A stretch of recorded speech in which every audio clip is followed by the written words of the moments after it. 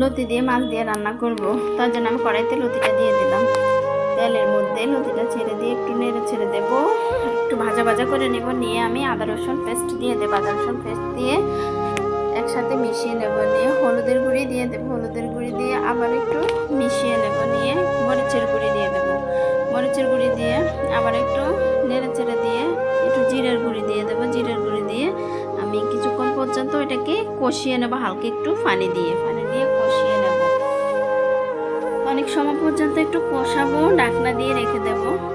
আমি অবশ্য ঢাকনা কমে ব্যবহার করি যেন সবজির কালারটা নষ্ট না হয়। ঢাকনা বেশি ব্যবহার করলে সবজির কালারটা নষ্ট হয়ে যায়।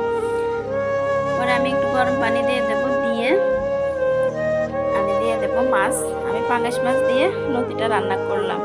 সবগুলো মাছ দিয়ে দেব। দিয়ে ঢাকনা দিয়ে আবারও রেখে দেব, একবারে সিদ্ধ হয়ে আসা পর্যন্ত রেখে দিয়ে আমি আবারও ঢাকনা দিয়ে কিছুক্ষণ জন্য রেখে দেব।